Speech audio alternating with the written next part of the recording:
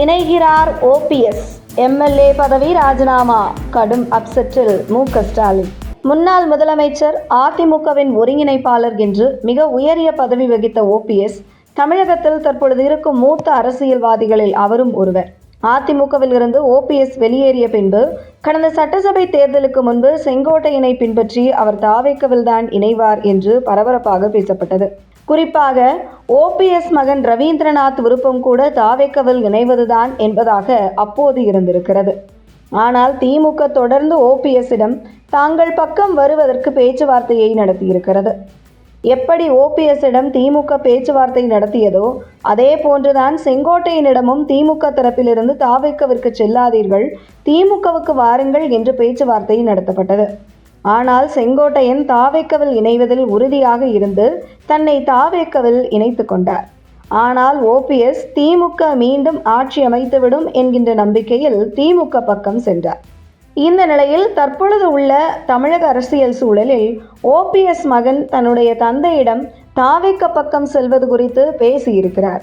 அதற்கு ஓபிஎஸும் ஓகே சொல்ல உடனே ஓபிஎஸ் தரப்பில் இருந்து அமைச்சர் புஷி ஆனந்திடம் பேச்சுவார்த்தை நடத்தியிருக்கிறார்கள். அதனைத் தொடர்ந்து அமைச்சர் ஆதவ் அர்ஜுனாவிடமும் பேச்சுவார்த்தை நடத்துகிறார்கள். இதில் புஷி ஆனந்த் மற்றும் ஆதவ் அர்ஜுனா ஆகிய இருவரும் முதல்வர் விஜயிடம் இது குறித்து பேச விஜயும் அதற்கு கிரீன் சிக்னல் காட்டியிருப்பதாக தகவல் வெளியாகியுள்ளது.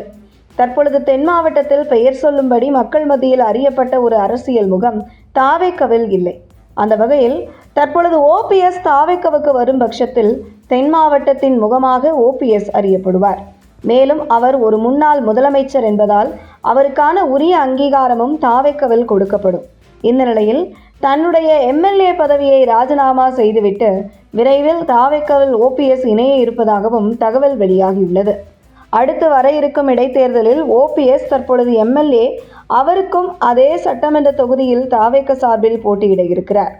அடுத்து 2029 நாடாளுமன்ற தேர்தலில் தேனி நாடாளுமன்ற தொகுதியில் ஓபிஎஸ் மகன் ரவீந்திரநாத் தாவேக்க சார்பில் போட்டியிடுவார் என்றும் தாவேக்க தரப்பில் உறுதியளித்துள்ளதாக கூறப்படுகிறது. இந்த நிலையில் இதுவரை அதிமுக சட்டமன்ற உறுப்பினர்கள் ராஜினாமா செய்து தாவேக்கவில் இணைந்து வந்த நிலையில் தற்பொழுது திமுகவிலிருந்து ஒரு எம்எல்ஏ ராஜினாமா செய்து தாவேக்கவில் இணைய இருப்பது மு.க.ஸ்டாலினை மிகப்பெரிய அப்செட்டில் ஆழ்த்தி உள்ளதாக தகவல் வெளியாகியுள்ளது.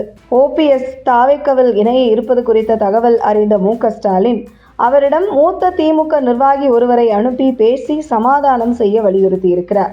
ஆனால் ஓபிஎஸ் பிடிகொடுக்காமல் பேசி வருவதாகவும் மேலும் நான் இன்னும் எந்த முடிவும் எடுக்கவில்லை என்று திமுக தரப்பில் தெரிவித்துவிட்டு தொடர்ந்து தாவேக்கவில் தொடர்பில்தான் இருந்து வருகிறாராம் ஓபிஎஸ்.